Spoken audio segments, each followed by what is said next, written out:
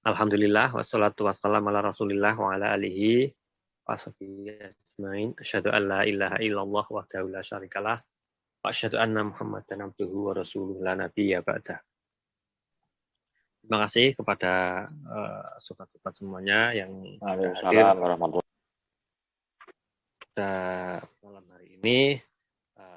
Kita sambil menunggu kawan-kawan yang belum masuk, kita mulai saja bincang-bincang kita. Tema kita pada malam hari ini adalah tentang kiamat. Ya, sebenarnya ini usulan dari Bang Hendra ya, Bang Hendra. Tapi nampaknya beliau ada kendala mungkin ya. Tadi udah saya telepon juga melalui WA, tapi tidak diangkat gitu. Jadi tema pada malam hari ini tentang kiamat ya. Mungkin sedikit saya ulas ya, bahwa kalau kita bicara tentang kiamat ya, mungkin secara umum itu kadang saya sendiri bingung gitu loh. Setiap ada istilah yaumul akhir itu nanti itu arahnya kiamat. Kemudian sa'ah diartikan kiamat itu. Jadi sebenarnya kiamat itu sendiri itu secara pengertian ya, itu kan kalau yang sudah umum itu adalah kehancuran ya, hancurnya alam semesta itu nanti istilahnya ada gunung meletus, kemudian matahari itu panas, dan lah seperti itulah yang sering diceritakan seperti itu, kehancuran alam semesta. Tetapi di satu sisi ada pengertian bahwa kiamat itu adalah tegak ya, bangkit ya. Tegak yaitu tegaknya apakah di sana tegaknya suatu kebatilan, atau di sana justru malah tegaknya sesuatu yang hak gitu. Jadi sebenarnya pada malam hari ini saya ingin ya, secara personal mungkin bagi teman-teman nanti yang nonton di YouTube mungkin bisa mendapatkan wawasan dari sudut pandang semua narasumber yang ada di sini ya, untuk memberikan istilahnya sedikit yang sudah dipelajari seperti itu. Nah ini Bang Hendra Gunawan sudah masuk. Oke, mungkin itu tadi sedikit pemaparan yang saya pahami ya mengenai tentang kiamat ya. Oke, mari, ini ada Bang Hendra dan Ustadz Harjoko ya. Assalamualaikum Bang Hendra dan Ustadz Harjoko Ahmad. Waalaikumsalam Mas Ain, baru bisa bergabung. Waalaikumsalam warahmatullahi wabarakatuh. Ya, asik ini ada Ustadz Harjoko dan Bang Hendra.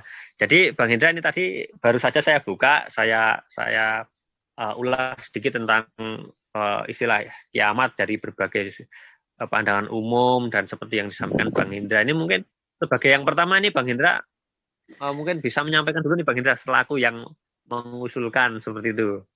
Ya Bang Hendra, silakan Bang Hendra. Bagus ya. Ada usulan nih. Mas Aujid ada usulan nih dikit. Ya, gimana? Mengenai pembicaraan masalah ilmu kemarin, tema apa? Apa itu ilmu, sumber hukum ilmu, dan bagaimana cara mempelajarinya. Bagi saya masih agak ini nih, belum punya kesimpulan yang bulat nih, sedikit ulasan. Oke, iya. Boleh saya mulai dulu gitu, gimana ya? Boleh, Bang Maulana, silakan. Nanti sambung ke kiamat, untuk kiamat, tapi saya tinggal menyimak. Ini muka sama kuping masih pada panas nih. Lumayan lelah. Ya, moga silakan. Assalamualaikum warahmatullahi wabarakatuh. Waalaikumsalam. Bismillahirrahmanirrahim. Terima kasih kepada para ikhwan yang telah hadir pada acara diskusi malam ini. Suatu momentum tawasau bil haq, tawasau bisob. Sebelumnya saya mohon maaf karena pada minggu kemarin, tema apa itu ilmu, apa itu sumber hukum ilmu, dan cara mempelajarinya. Bagi saya pribadi belum mendapat kesimpulan seutuhnya apa sih ilmu itu gitu. Walaupun memang kita sudah sama-sama pahami dari rekan-rekan semua, dari berbagai argumentasinya sama pemahaman dengan saya, tapi masih bingung apa itu ilmu yang sebenarnya gitu bagi saya itu. Jadi kalau melihat kepada Bang Opo kemarin ya ambilnya itu agak unik, ambil dari sistematik menjual surat alaq ya. Halo? Halo? Iya, iya. Halo, lanjut. Pada surat alaq itu pertama, Iqra bismi rabbikal ladzi khalaq. Kan kata perintah ya dari Qur'an yaqra'u qira'atan, Qur'anan artinya bacaan.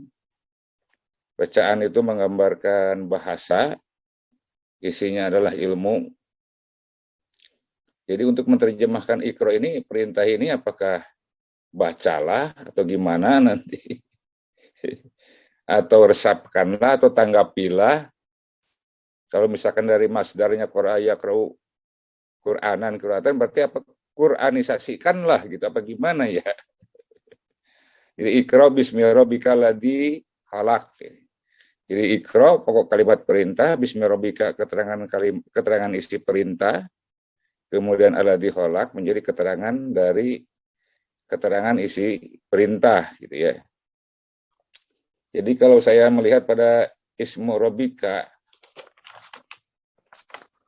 yang alladzi khalaq, berarti di sini ismu rabbika itu sama dengan alladzi khalaq, yaitu yang telah mencipta segala sesuatu. Selanjutnya khalaqal insana min alaq. Jadi khalaqonya sudah saya pandang subjek predikat, insan objek, min alaq keterangan dari objek, sebagai kelanjutan dari nutfah yang sudah melewati masa periodisasi ya. Kalau bawa ke surat lain itu hal ata alal insan min hinun minad dahri lam yakun sayan madkura. Inna khalaqnal insan min nutfah amsajin nabtalihi faja'alnahu sami'an basiran. Jadi pada surat alaq ini berangkat dari alaqah, tidak dari nutfah dulu gitu, langsung dari alaqah. Untuk selanjutnya diulang lagi di sini Iqra wa rabbukal akram. Jadi 2 kali, kemudian peninjauan ulang kembali barangkali ya Iqra ini ditinjau ulang kembali sama dengan farjil basara karrataini. Tinjau ulang, kalau istilah Bang Opo kemarin apa? Research apa namanya? Research. Jadi Iqra wa rabbukal akram yaitu apa? Di sini tanggapilah, yaitu menurut ajaran pembimbing Anda yang memiliki nilai-nilai kehidupan mulia gitu ya. Jadi kalau yang saya pahami ini pada periodisasinya itu dari nutfah ke alaqah, mudghah, idoman, lahman, summa ansa'nahu khalqan akhar. Jadi hinun, karena tadi hinun minad dahri, yaitu hinun itu sendiri darab ya, masa atau sikon. Kemudian pada dahru atau dahri, ad-dahrun, yaitu periodisasi, telah melewatinya. Di dalam hal ini pada Iqra wa rabbukal akram, saya membawa kepada kullu man 'alaiha fanin wa yabqa wajhu rabbika dzul jalali wal ikram. Jadi setiap apapun menurutnya, yaitu si 21, seperti halnya analogi pada alaq, kepaduan dua apa? Tadinya nutfah itu 2 sperma dan spermatozon ya. Di kuluman alaiha panin sama dengan menyudahi ke dalam satu kesudahan yang terus menerus.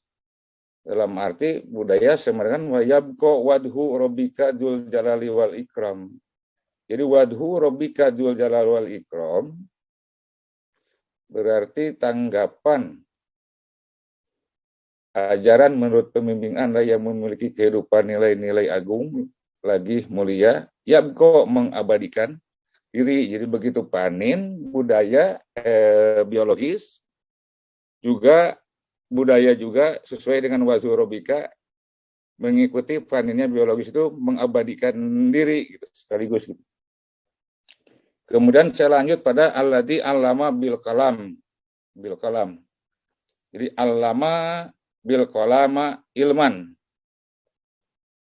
Al kalama sepengetahuan saya gitu ya, al kalama ini kata benda. Kalau secara verbal ditulis untuk sebagai apa ya, alat tulis untuk mengkitabkan atau membuat konsep ya secara verbal gitu, kalau secara verbal. Namun kalau kita lihat secara pragmatis, sama dengan itu kalau dikaitkan kepada ayat lain, fa innahu nazzalahu ala qalbika, yaitu kul man kana aduwan li jibrila fa innahu nazzalahu ala qalbika ya. Jadi malaikat menukilkan atau meresapkan risalah Jibril ini menjadi ala qalbika, gelora hati Muhammad. Kemudian saya bawa wa kadzalika auhayna ilaika ruhan min amrina gitu. Seperti demikianlah kami wahyukan ilaika, menjadi gelora hati Anda Muhammad sebagai ruh ya, pembangkit budaya dari berbagai urusan hidup menurut kami. Langsung saja saya bawa kepada alamal insana malam ya'lam. Jadi mengajarkan ilmu kepada manusia terhadap apa yang manusia itu tidak memiliki ilmu apapun, sesuai dengan surat kemarin surat Nahl 78 ya, akhrajakum min butuni ummahatikum la ta'lamuna sayana ilman. Jadi mengenai ismu rabbika, kalau dilihat dari surat Alaq tersebut ada 2 poin. Pertama, ilmu yang telah menciptakan segala sesuatu, baik dari samawati sampai ke benda-benda angkasa lainnya, biologis, sampai ke ya bunayya innaha intakum misqala habatin min hardalin fatakun fi sahratin aw fi samawati aw fil ardi ya'ti bihallah gitu ya. Kemudian pada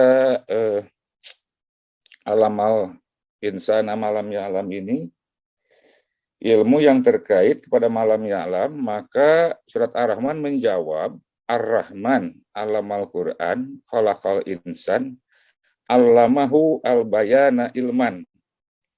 Jadi yang diberikan kepada manusia itu hanya ilmu tentang al-bayan, pembuktian-pembuktian ilmiah ya, tentang ayat-ayat kami, sehingga manusia bisa mengenal siapa jati dirinya dan lingkungan sekitarnya, yaitu mengenai, kalau dilanjutkan, mengenai apa itu as-samsu wal qamaru bihusban, wan najmu wasajaru yasjudana bihusban, wasama'a rafa'a wa wada'a al-mizan bihusban, ala tatgau fil mizan, wa aqimul wazna bil qisti wala tusirul mizan, sampai situ dulu.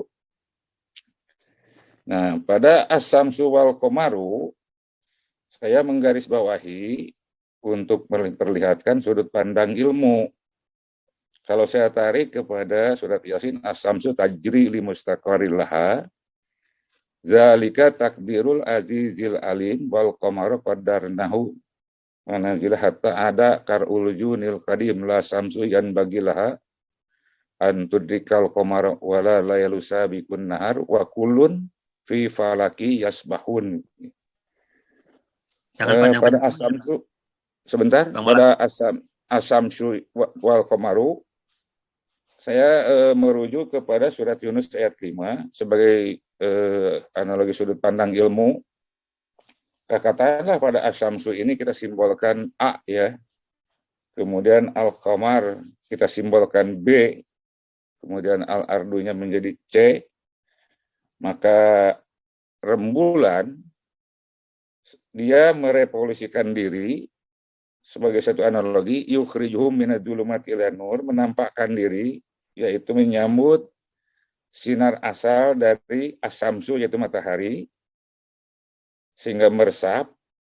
Kemudian dari situ, dari al-qamar, memantulkan cahaya terang, nuron, kepada permukaan bumi yang gelap.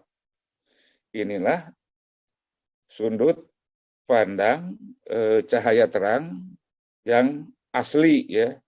Kalau ditarik kepada surat Baqarah 17, ketika pantulan cahaya terang ini adalah adu'at mahaulahu, gitu. Ada yang kholidina fiha, tetapi ada yang nanti jahabaulahu binurihim, bukan melihat sudut pandang dengan nurullah, sudut pandang cahaya terang, tetapi dia binurihim, ke bawah. Ya. Jadi sudut pandang ilmu. Selain dari itu, kalau kita melihat pada surat Ar-Rahman ini, dari mulai sab'a samawat dan seterusnya itu, menggambarkan ad-din, ya. Kalau dirujuk kepada surat Rum ayat 30, yang sebetulnya tubuh kita juga merupakan sistem, yaitu tatanan yang taat, patuh. Begitu juga sel-sel tubuh kita. Nanti dilanjut lagi Bang Maulana. Ya. Nanti dilanjut lagi Bang Maulana. Sedikit lagi ini. Oh iya. Sedikit. Jadi sab'a samawati merupakan sistem tatanan pengabdian. Tatanan pengabdian, ya. Suatu sistem gerak, aktivitas yang pada masing-masing pembinaannya yang beraturan, tertib, tersusun, rapi, setimbang, dengan perhitungan pasti, ya, tidak saling gontok-gontokan. Kemudian masalah tadi sumber hukumnya bisa dilanjut nggak nih Pak Mas Ojid? Nanti aja Pak. Nanti aja Pak. Nanti ya. Saya kasih waktu lagi Bang Maulana. Nanti saya kasih waktu lagi. Ya, silakan. Oke. Terima kasih Bang Maulana. Tadi sama-sama. Oke, nanti biar saling gantian, nanti saya kasih kesempatan lagi ya Bang Maulana, ya. Mungkin ada yang mau menanggapi sebentar. Masalah ilmu atau kiamat. Silakan. Ya, Bang Opo. Ini saya nanggapi Pak Maulana tadi. Jadi Pak Maulana kalau bisa dalam menyampaikan itu didudukkan dulu persoalannya, tidak diberondong ayat-ayat semua gitu. Jadi nggak judul dia masalahnya apa ini gitu kan gitu. Ketika Pak Maulana bicara itu nanggapi apa, itu dulu satu-satu dulu kan. Jadi kabur dia kalau digelontor gitu, kayak kita mau minum tapi satu drum dikeluari semua gitu loh. Jadi bingung apa yang mau ditanggapi gitu. Ya memang jadi maksud saya didudukkan dulu masalahnya apa gitu. Ya masalah itu tadi ilmu, sehingga dilihat dari surat Al-Alaq ini 2 poin. Ilmu mengenai tentang Allah menciptakan segala sesuatu yang tidak diberikan kepada manusia, itulah ilmu. Poinnya pada surat Al-Alaq ya, Bang Maulana ya. Pada surat Al-Alaq. Konteks ilmu. Surat Al-Alaq ya. Ya, menundukkan ilmu dulu. Sementara kan kalau misalkan umpama ilmu kimia, kalau Allah menciptakan air misalnya. Tapi kalau ilmu kimia itu kan hanya mengutik-ngutik pasti alamnya aja, misalkan H2O, 2 atom hidrogen ditambah 1 atom oksigen menjadilah setitik air. Tapi ilmu itu kan tidak bisa menciptakan air, cuman mengutik-ngutik pasti alam doang gitu. Itulah ilmu. Bang Maulana. Oke. Nah, ini masih kaitannya dengan ilmu ya, memperluas kesimpulan ilmu itu apa gitu ya, Bang Maulana ya? Iya. Ya itu.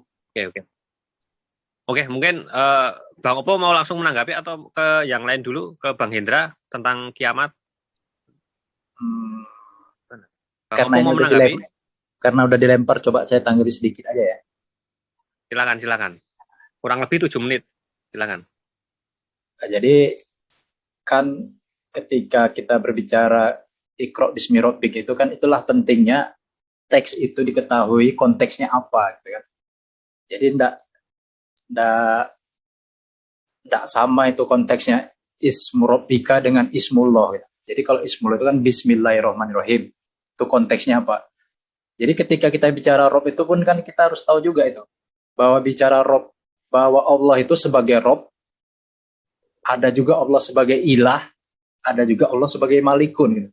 Masing-masing itu fungsinya itu kan tidak sama gitu.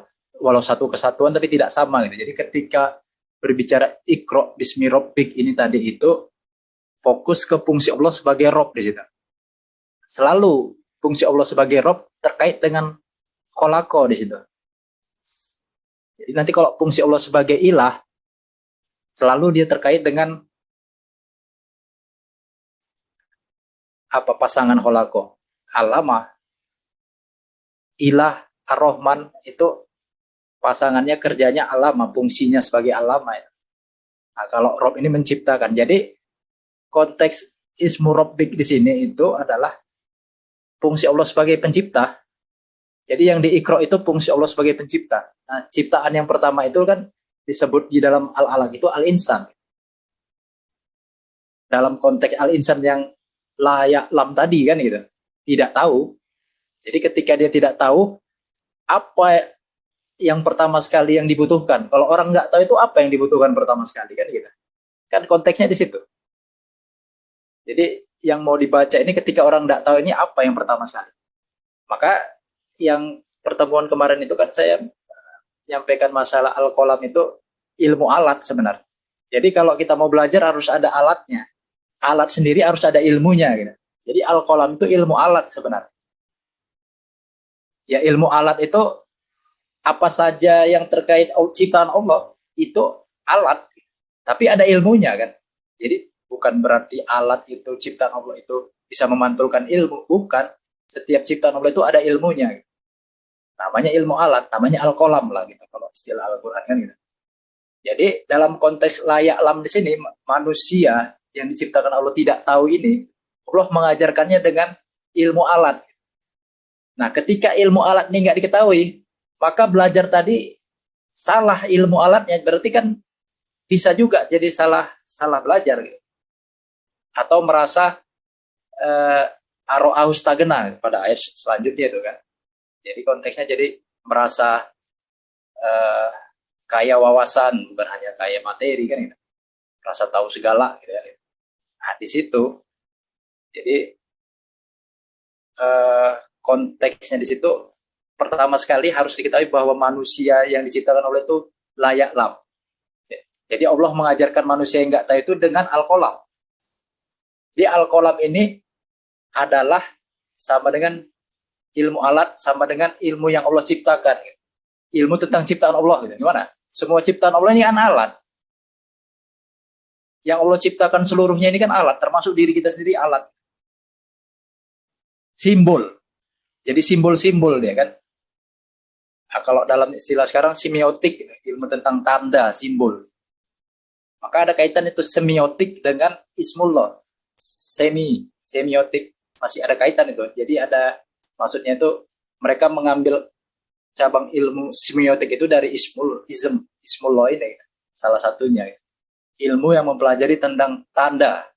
Ada semiologi mereka katakan, ada semiotik itu hanya sebutan aja. Tapi yang pertama sekali yang kita perlukan adalah, yang pertama sekali itu adalah mempelajari ilmu tentang tanda. Tanda, ayat, sama itu kan. Tanda, ayat, alamat. Tentang ciptaan Allah itu adalah tanda semua. Nah, ilmu tentang itu, tentang simbol-simbol itu yang kita perlukan. Pertama sekali. Karena kesalahpahaman memahami tanda atau simbol-simbol yang Allah ciptakan, itu bisa salah kaprah. Kan itu dia.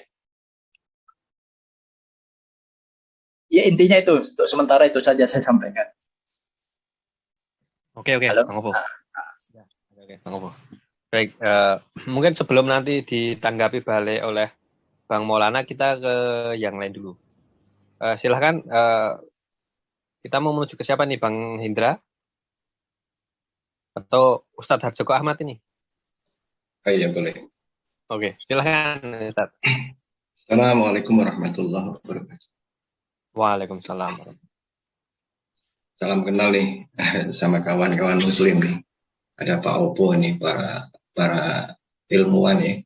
ada Bang Ome, ada Pak Cecep, ada Muhammad Maulana, ada Indra Gunawan, ada Adib, Susila Siroj, dan Pak Ain. Jadi kalau pendapat saya sih, ini saya tanggapi, artinya kita banyak hasanah lah ya. Jadi tentang ilmu ya, ilmu itu kalau ditulis dengan tinta hitam akan hitam. Ilmu itu kalau ditulis dengan tinta merah akan merah. Ilmu itu kalau ditulis dengan warna hijau akan hijau. Ilmu ini kalau ditulis tinta putih akan putih. Jadi ilmu ini sesungguhnya hurufnya ada 3 ini, alif, ain, lam, mim. Jadi ilmu ini universal ya. Termasuk saya lagi ngerokok ini namanya ilmu ngerokok gitu loh. Di situ kita bisa melihat yang namanya asap, tapi dipegang nggak berasa. Tapi angin yang tidak bisa kita lihat, tapi berasa dalam diri kita. Itu namanya ilmu. Dan semua ilmu itu hakikatnya kembalinya kepada zat pemberi kehidupan. Contoh ilmu tentang hikmah ilahiyah, tentang ketuhanan. Ada ilmu hikmah tabiiyah, termasuk teknologi. Makanya di situ ada bahasa Rasulullah, fa'innal adada siru min asrorillah. Lah ini Isra Mi'rajnya Rasulullah tentang ilmu Isra Mi'raj ini terbukti di masa sekarang. Barusan Ustadz Ain ngirim link kepada saya. Itu tidak lepas dari huruf dengan angka. Padahal saya lagi ngomong sendirian nih, gitu ya. Tapi tidak dikatakan gila oleh istri saya. Nah inilah Isra Mi'rajnya Rasulullah. Saya di Cirebon, Pak Ain ada di Jogja. Ini dengan sekian detik, bahkan sekian, karena sebetulnya waktu itu ada 7 juga. Ada 7 dimensi itu sebetulnya. Dari kalau kita ya jam, menit, detik, sekon ya. Ini sebenarnya ada 3 lagi. Cuma saya cari bahasa Indonesia, saya belum ketemu ini yang 3 waktu itu. Nah, contoh di dalam,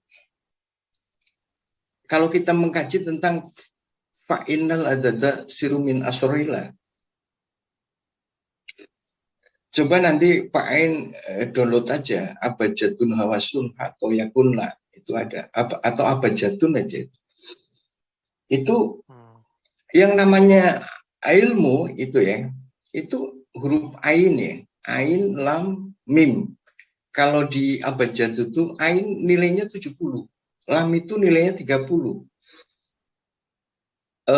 mim itu nilainya 40. Itu kalau dijumlah keseluruhan itu ada 140. Nah kita untuk memahami tentang ilmu, baik ilmu secara fa'innal adada innalil Qur'an itu wa batnan, ada yang zuhir, ada yang batin. Itu tentang ilmu ini. Itu kita harus senantiasa kosong gitu loh. Kan ada 140 ya ini. Kita harus senantiasa kosong. Apa itu? Kosong yang bernilai gitu. Angka 1 kalau dikasih 09 itu jadi 1 miliar. Jadi kosong itu kosong yang lubil ikhlas sesungguhnya. Makanya kalau kita lihat mengkaji tentang diri kita, sebetulnya kembalinya ke la ilaha illallah, jumlahnya ada 12 huruf. Di Muhammadur Rasulullah juga ada 12 huruf. Dan di situ warna hurufnya, artinya dari la ilaha illallah Muhammadur Rasulullah, kalau 12 tadi ditambah 12 berarti 24 ya. 24 huruf gitu. Itu warna hurufnya ada 9. Pak Ain, dan itu angka ngaji sesungguhnya Pak Ain. Angka ngaji itu bukan bahasa Arabi. Coba tanya Pak Opo. Ngaji itu bahasa falsafah dari para wali, khususnya Syarif Hidayatullah. Artinya begini, nggak berarti sangat, cik berarti siji, lubang sangat dari siji ben oleh aji saking Allah dat maha siji. Artinya orang yang bisa menutup lubang 9 yang ada senantiasa dikosongkan selain daripada Allah, itulah makhluk yang mendekati kesempurnaan. Artinya kosong pertama ini, kita menjalankan sesuatu harus lubil ikhlas. Empatnya apa? Itu ada di Alhamdulillahirabbil alamin. Kata al-alamin ini mengandung 4 alam. Dari alamul mulki, alam yang bisa kita lihat, ya kan? Itu semacam gerak saya, ya gerak tangan kita. Kita ngomong, ya kan? Wujud kita ini alamul mulki, alam yang bisa kita lihat. Ada alamul malakut, alam yang tidak bisa kita lihat, yakni alam hati manusia. Rasa manis, ya kan? Rasa senang, rasa sedih, gitu. Nah, ini dimensi batiniah namanya. Ada yang namanya rahasia dan ilmu, itu namanya alamul jabarut. Ini bisa dicapai oleh manusia. Yang tidak bisa dicapai oleh manusia, yakni satu di depan itu, alamul izzah. Alam yang tidak bisa diibaratkan, yakni zat Allah. Itu. Kita bisa menyatu dengan Allah dengan sifatnya. Yang jumlahnya secara umum itu 99 Asmaul Husna. Lah kita sebagai umat muslim, yang berat itu adalah takhalluk, berakhlak. Kita zikir dengan kalimat, ya. Di situ kan ala bidzikrillahi tatmainnul qulub. Artinya kita zikir kepada Allah. Contoh dengan ya Rahman. Ya Rahman, setiap hari kita hidupkan. Bukan setiap hari, setiap detik. Setiap detak jantung kita. Kalau bisa, apa pakai zikir yang jahar, apa yang zikir khafi, artinya yang tersembunyi gitu. Tapi ini kalau kita zikir dengan ya Rahman, ya harus takhalluk, harus berakhlak. Bagaimana dengan manusia, ya harus jangan bermusuhan dengan manusia, ya jangan sampai berkelahi, jangan sampai menghancurkan. Karena ini di dalam ayat juga ada inna nafsal amaratum bisu gitu. Jadi itulah nafsu itu. Nah, jadi menurut saya ilmu itu sangat luas banget yang diberikan oleh Allah, termasuk dalam kita pakai bahasa ajam, ya. Bahasa Indonesia itu kan bahasa ajam. Karena doa itu kan syarat-syarat doa itu kan ada 4 ya.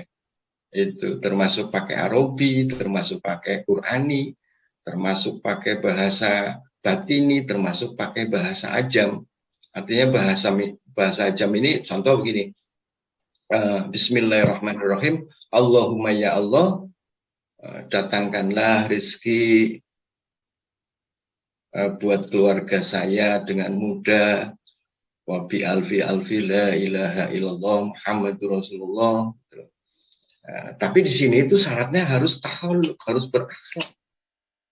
Itu jangan sampai saling menyakiti. Nah, inilah bahwa ilmu itu baik secara dohiri maupun secara batini ini sangat luas banget. Contoh penciptaan langit, ya. Contoh penciptaan bumi ini. Di dalam Al-Quran dikatakan 7 langit, 7 bumi. Sementara Pak Ain lihatnya cuma 1 gitu loh. Nah, berarti yang 6 itu kan harus dikaji melalui aksum tuh yuritu ma'rifat talahi, wal uslatu yuritu ma'rifat dunya, wal ju'u yuritu ma'rifat tasyatuni, wa syaharu yuritu ma'rifat nafsi. Karena di dalam la ilaha illallah mengandung ma'rifatillah, lah di Muhammadur Rasulullah ini yang sulit gitu loh. Di situ ada tiga ma'rifat. Ma'rifat apa itu dunia, itu ma'rifat apa itu setan yang sebenarnya, ma'rifat apa itu diri kita yang sebenarnya gitu. Bahwa diri kita ada yang namanya jasmani, nafsani, dan ruhani. Gitu. Antara jasad dengan nafsani itu berbeda, antara nafsani dengan ruhani pun berbeda. Gitu. Jadi kita punya 3. Jasad, makanannya jelas. Kalau nafsu atau nafsani ya kan, itu makanannya adalah hayal dan pikir. Kalau ruh jelas, makanannya adalah zikir kepada Allah. Walaupun kita diberi ilmu oleh Allah hanya sedikit tentang ruh, tapi sedikitnya ini kan perlu dikaji seperti tadi Pak Opo tentang Iqra gitu. Apa yang dilakukan baginda Rasul pada saat turunnya Iqra? Baru 5 ayat. Apa yang dibaca Rasulullah? Sementara Quran baru 5 ayat turun gitu. Nah itulah kita gali tentang ilmu yang sangat luas di situ. Itu Bang Ain. Sementara saya seperti itu. Ya, mantap. Nah, terima kasih Ustadz Joko Ahmad. Nampaknya pandangan dari Ustadz ini memberikan warna tersendiri ya. Karena memang begitu luas ya ilmu ini ya. Kalau dikaji itu tadi dikaitkan juga dengan nomor-nomor lah, numerik, dikaitkan juga dengan, bisa dikaitkan juga dengan Isra Mi'raj dan lain sebagainya. Intinya seperti itu. Oke, mungkin ada tanggapan dari kawan-kawan yang lain atau menyampaikan, mau menanggapi atau mau menyampaikan, silahkan. Mungkin yang belum ini Bang Hendra, Bang Omay, Bang Opo, Pak Adep, silahkan. Bang Hendra dulu. Bang Hendra. Lanjut dulu Mas Ain. Oh ya. Oke, kita ke Bang Omay. Bang Omay gimana Bang Omay? Ya Bang. Gimana? Ayo. Silahkan. Penjelasan Pak Ustadz udah lengkap banget itu. Ya, biar lebih lengkap lagi Bang Omay. Lah, saya emang nggak ngerti ya. Ya kalau yang saya pahami mah ya, sebagai orang biasa ya. Itu kan namanya Iqra, baca ya. Baca apa? Namanya juga belum ada apa-apa, nggak ada tulisan, nggak ada buku. Apa yang harus dibaca? Yang ada cuma diri. Ya, yang saya pahami berarti harus membaca apa? Membaca dirimu.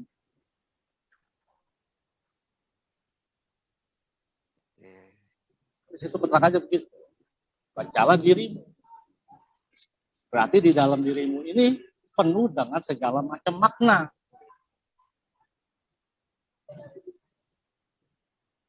Karena secara tidak langsung adalah dirimu ini adalah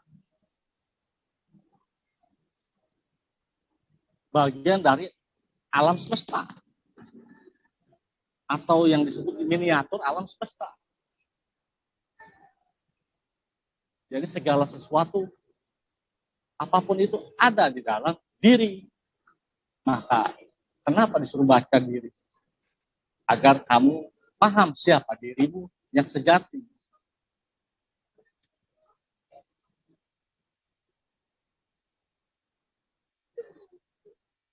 Maka dari situ nanti akan tahu dan paham. Karena ilmu Allah itu kan luas. 7 lautan pun tak mampu untuk menganalisa ilmu Allah ya. Bahkan ditambah 1 lautan lagi. Jadi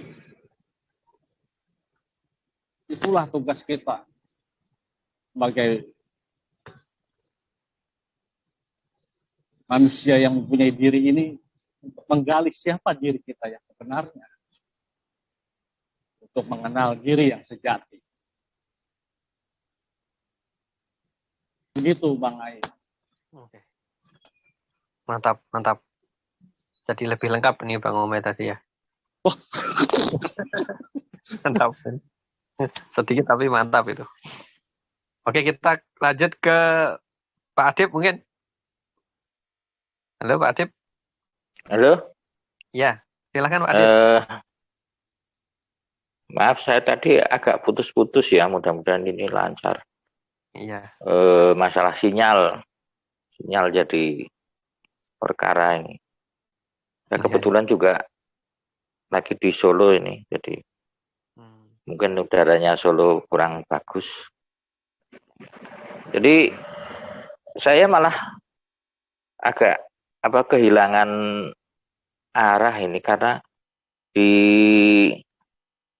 yang dikabarkan di apa namanya, di pengumuman itu kan ini dari tema ya, pembicaraannya kiamat, al-kiamah ya, kiamat. Kemudian katanya itu request atau permintaan dari atau usulan dari Bang Hendra. Nah, ini saya kira apa enggak sebaiknya kita kembalikan ke relnya dulu gitu loh, sebelum melebar ke masalah Iqra al-alaq, ilmu dan sebagainya.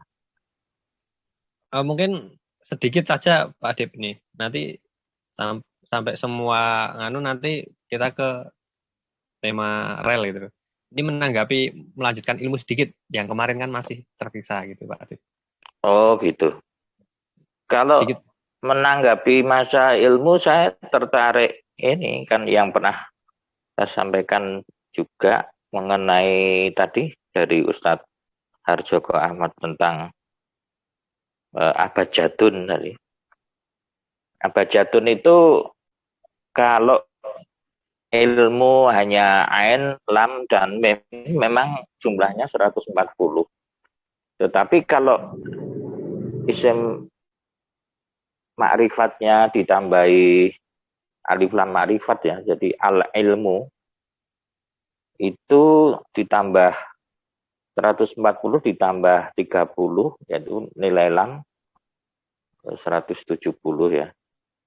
Ditambah 1 alif nilainya 1 kan. Jadi 171.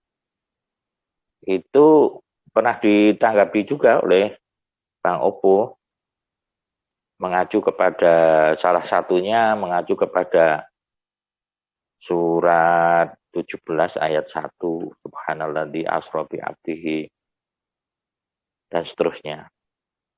Jadi, dan 171 sebagai nilai numerik atau geometrical value dari al-ilmu itu kebetulan merupakan bilangan yang habis dibagi 19, 171 itu. Jadi kalau saya mengenai masa ilmu nanti ya bisa lebih panjang lebar lagi. Apalagi kita kaitkan dengan ilmu. Pernah juga dalam beberapa sesi diskusi di peta Islam itu termasuk salah satu yang kita bikin akronim Ilmanis itu. Tentu saja ini ya akronim yang nggak tepat karena Ain dijadikan huruf I ya, huruf ilmu. Aslinya kan ilmu tapi jadi ilmu. Tapi ada hadis yang menarik yaitu al-ilmu hayatul Islam wa imadul iman. Peranan ilmu baik dalam konteks iman maupun Islam itu sangat signifikan, sangat penting. Dikatakan di hadis itu, kalau al-ilmu hayatul Islam berarti Islam itu bisa terjadi tanpa ilmu, tapi Islamnya jadi Islam yang kalau saya terjemahkan hayatun itu sebagai hidup ya.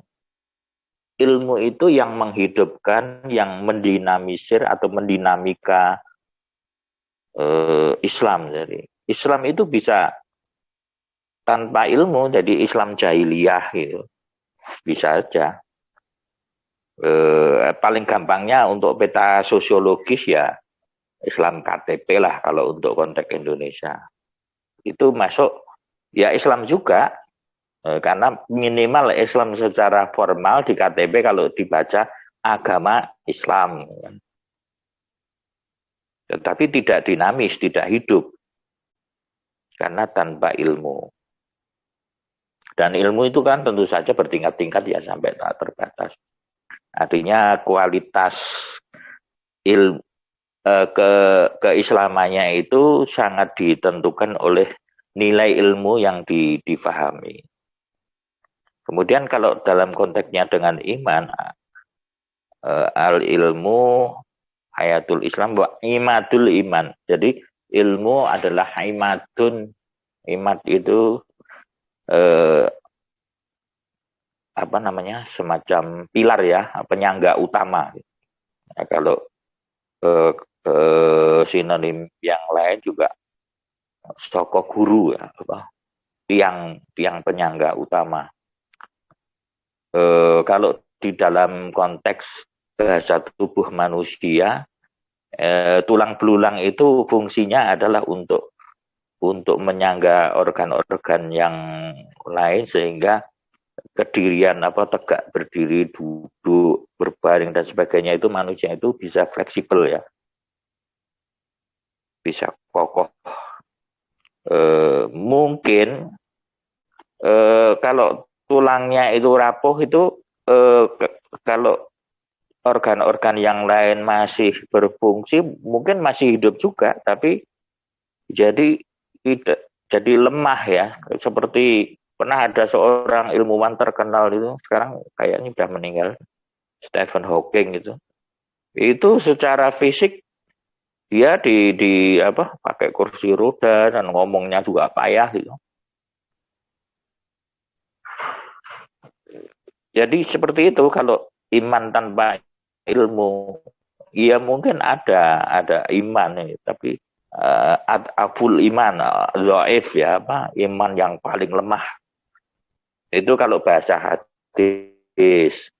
Tapi kalau bahasa hadis itu nggak dipercaya ya katakanlah itu semacam kata-kata mutiara lah. Bisa dianggap benar ya bisa ya tergantung sudut pandangnya nanti. Tapi kalau al-ilmu dalam Quran, dalam ayat itu saya lebih cenderung mengafiliasikan ilmu itu dengan ruh. Dan tentu saja ruh ini juga mempunyai kualitas yang bermacam-macam. Dan yang paling tinggi kita ketahui Ruhul Qudus ya, Ruhul Qudus. Itulah Quran, Ruhul Qudus. Ya, apakah Ruhul Qudus di Quran itu sama dengan ruh yang ditiupkan Allah kepada manusia yang lainnya? Saya kira tanggapan saya tentang ilmu itu. Mohon maaf. Assalamualaikum warahmatullahi wabarakatuh. Ya, waalaikumsalam warahmatullahi wabarakatuh. Pak Ain, saya nambahin lagi ya. Oh iya, oke silakan. Maksudnya biar asik nih. Ya, silakan. Ini meneruskan Pak Adib nih, Pak Adib. Saya memang lebih tertarik dengan kebebasan di dalam berpikir yang punya landasan ya, dengan kalimat la ilaha illallah Muhammadur Rasulullah. Ini memang kalau ditambah al ilmu itu maka jumlahnya ada 171. Ini secara tafsiran angka ya. Fa'inal adada sirumin asrolila. Sesungguhnya bilangan adalah satu rahasia dan rahasia-rahasia Allah. Termasuk saya secara nikmat Allah ya. Saya banyak baik penyakit kanker maupun penyakit itu tidak lepas dari huruf dengan angka. Dan itu betul-betul bahwa Al-Quran itu sangat luar biasa kalau untuk penyembuhan ya. Kalau untuk penyembuhan, baik penyembuhan secara ekonomi, baik penyembuhan secara penyakit, baik penyakit zahir maupun penyakit batiniah. Itu kalau kita tadi 171 kalau kita hitung dari abjadun itu kan dari alif, lam, ain, lam, mim ya kan. Ada 171. Nah, kalau tafsir angka satunya adalah kita.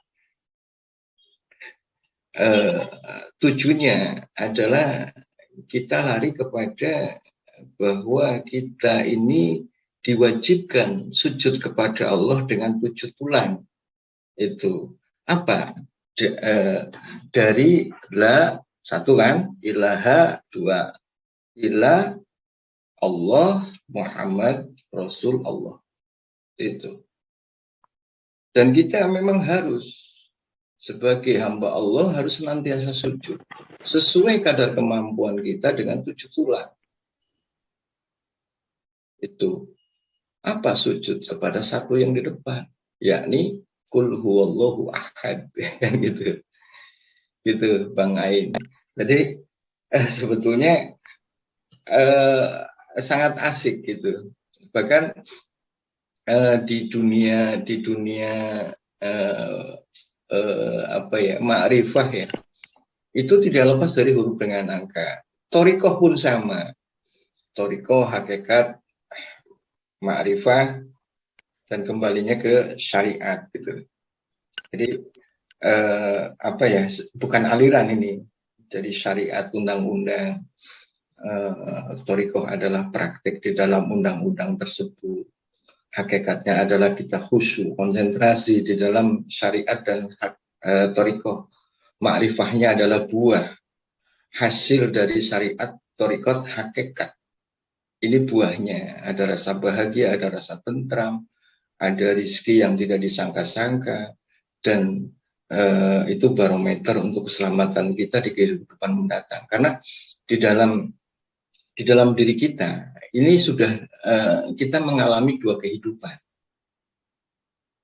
Sudah mengalami 2 kehidupan, yakni di alam Lauh Mahfud.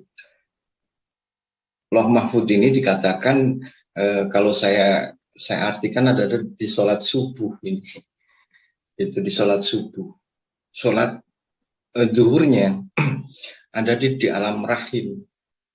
Pertemuan spermatozoon dan ovum 40 hari pertama itu menjadi dari 360 juta sel ditemukan dari alif lam lam ha ya, alif 1 lam 30 lam 30 hak 5 di situ bisa ditemukan itu 360 juta sel di situ, termasuk sehari semalam di situ juga bisa ditemukan tentang dimensinya, termasuk pernapasan yang sehari semalam juga bisa ditemukan di lafal Allah.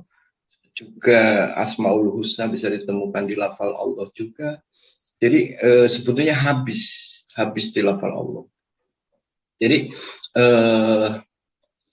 makanya apa ya, sangat unik banget lah kalau kita apa ya, walaupun musuh yang paling terberat adalah diri kita sendiri, sebetulnya musuh yang paling berat itu bukan istri, bukan orang lain gitu, tapi diri sendiri orang lain. Itulah kalau kita mengkaji tentang huruf dengan angka, dan ini juga sebetulnya Zoom ini juga lahirnya dari huruf dengan angka ya, lahirnya dari Al-Quran, jasadul amal, nafsul amal, dan ruhul amal gitu. Tapi kadang kita tidak menyadari gitu, tidak menyadari bahwa ini adalah betul-betul dari Al-Quran. Dan di sini tuh bisa membaca pemikiran kita. Padahal itu lahirnya dari titik Di dalam titiknya baknya bismillah, bika nama karena wabiyakun mayakun gitu loh. Makanya dalam diri kita kita bisa melihat kebesaran Allah itu dari titik, Pak Ain. Titik di mana, Pak Ain? Titik di mana? Bisa kita lihat kebesaran mata, kebesaran Allah. Itu ada dalam titik hitamnya mata. Laut yang sangat luas, langit yang sangat luas, ya kan? Atau laut yang sangat lebar itu masuk dalam titik yang sangat terkecil. Apa itu? Itu kebesaran Allah. Itu loh. Makanya di sini pada zaman baginda Rasul, apa yang dilakukan baginda Rasul? Yakni tafakur. Tafakur. Melihat kebesaran Allah. Langit, bumi, alam seisinya. Itu mengandung, menyelamatkan kita. Ingat kepada Sang Pemberi kehidupan. Itu Bang Ain. Monggo dilanjut Bang Ain. Baik, terima kasih tambahannya Ustadz. Mungkin kita ke Bang Opo mau menanggapi? Udah buka mic? Ya, coba kita tanggapi ya. Silakan Bang Opo. Tadi kan ada Pak Ustadz itu bilang ajam ya, bahasa ajam. Itu kalau saya sih terkait ilmu ya, terkait ilmu ini kan beda ya, ilmu dengan al-ilmu. Makanya secara numerik itu tidak masuk dia kalau ilmu saja. Harus ada alif lamnya kan, isi makrifat kan. Dan nilai numeriknya kan 171 bagi 19 hasilnya 9 bulat. Perkalian 19 kali 9. Nah, angka-angka ini kan merujuk ayatin bainatin nantinya. Itu kan sudah dijelaskan minggu lalu. Jadi Al-Quran itu sinonimnya ya al-ilmu gitu. Karena Al-Quran itu kan isim jamid ya, nama diri dari suatu ilmu. Makanya Al-Quran sama dengan al-ilmu. Nah, kalau dikatakan dengan bahasa ini ya, dengan bahasa di luar bahasa Al-Quran, orang mengatakan Al-Quran itu ilmiah gitu kan. Dinisbatkan gitu. Saya kok melihatnya sama dengan lisanul Al-Quran ini lisanul Arabiyah gitu ya. Al-Quran ini lisan yang serumpun dengan Arab, berarti bukan lisan Arab kan gitu. Tapi serumpun, nisbah. Muhammad itu nabi, bukan Muhammadiyah, gitu kan gitu. Kan begitu. Muhammad itu kan bukan Muhammadiyah, tapi dia nabi gitu. Jadi maksudnya ketika ada nisbah di situ, itu menyatakan tidak sama. Walaupun ada persamaan, tapi tidak sama gitu. Indonesia serumpun dengan Malaysia, kan tidak sama dengan Malaysia. Walaupun ada persamaan, tapi Indonesia bukan Malaysia. Gitu. Jadi ketika Al-Quran itu ilmiah, jadi seolah-olah Al-Quran itu bukan ilmu. Kan gitu, karena istilah ilmiah itu kan tidak ada dalam perbendaharaan kata Al-Quran itu sendiri. Gitu. Tapi dalam bahasa Indonesia ada. Gitu. Kalau dalam bahasa Inggris, scientific. Gitu, ya. Scientific approach, pendekatan ilmiah gitu ya. Jadi maksud saya Al-Quran itu bukan ilmiah, tapi Al-Quran itu ilmu, atau al-ilmu lah. Al-Quran itu al-ilmu, bukan ilmiah. Jadi nanti kalau dibilang ilmiah, sebangsa ilmu. Padahal Al-Quran itu ya memang satu-satunya ilmu, al-ilmu. Kalau merujuk kepada Ar-Rahman alamal Quran, falaqal insan wa 'allamahul bayan gitu ya.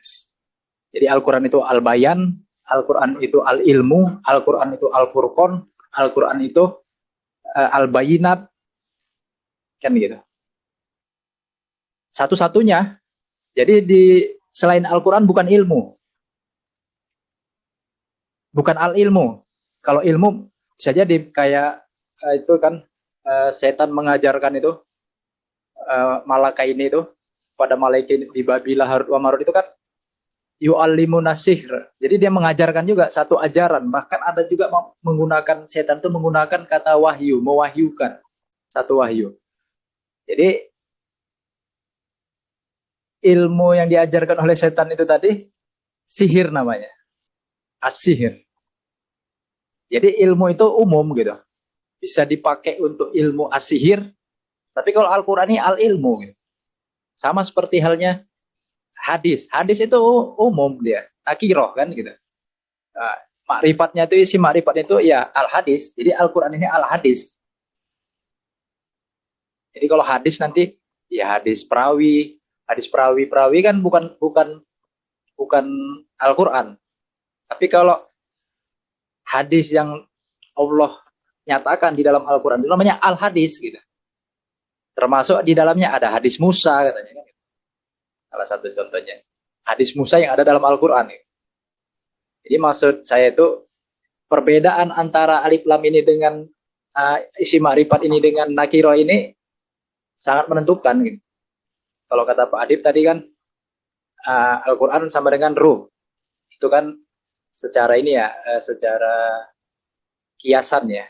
Ruh itu kan sesuatu yang menggerakkan, menghidupkan gitu. Jadi ruh Al-Quran itu memang dia seperti ruh gitu, yang menggerakkan, yang menghidupkan.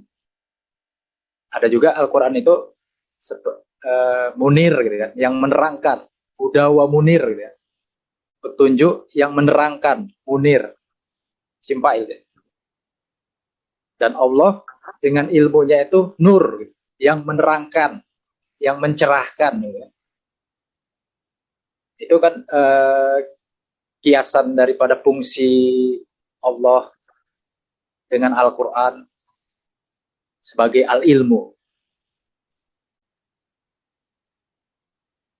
Saya pikir untuk apa aja, untuk membedakan bahwa Al-Quran sama dengan ilmiah itu tadi, sama seperti halnya kita mengatakan lisan Al-Quran ini lisanul Arabian.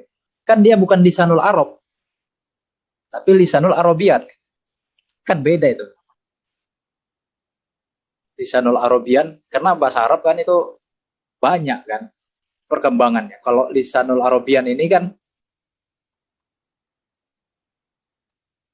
dari dulu sampai besok pun konsisten, tidak ada apa namanya, tidak ada perubahan gitu, konsisten dia.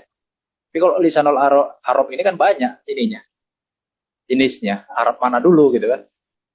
Nah, jadi bukan lisan Arab A, Arab B, Arab C. Nah, Al-Quran ini bukan lisan Arabian, bukan lisan Arabah, tapi Arabian gitu. Jadi kalau dibandingkan dengan itu, maka tidak bisa dikatakan Al-Quran itu ilmiah, tapi Al-Quran itu ya al-ilmu gitu. Gitu loh maksud saya. Intinya itu aja sih. Oke. Nah, terima kasih. Oke, Bang Opo. Terima kasih, Bang Opo. Yeah. Mungkin kita mau kembalikan ke relnya ini. Mungkin dari... Tapi memang asik ini dulu menurut saya, Pak Al. Kan ini udah lama nih, tinggal titak aja enak. Itu nanti digeser ya, Pak Opo ya, tentang kiamat. Ya, geser dulu ya, karena saya sudah nyebar undangannya itu tentang kiamat ya, nanti dikira nggak konsisten. Oh gitu ya, oke. Ya, Siap. besok masalah ilmu bisa dilanjut lagi lain kesempatan Ustaz ya. Iya, Oke, kiamat juga mengandung ilmu. Betul, salah satu ya. Oke. Mungkin Bang Indra, silahkan Bang Indra. Baik, Assalamualaikum warahmatullahi wabarakatuh. Terima kasih Bang Ain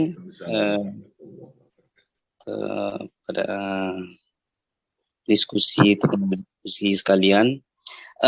Saya coba menegaskan saja bahwa dari pembicaraan yang ada ini, sebenarnya kita harus tegas saja sebenarnya bicara ilmu ini.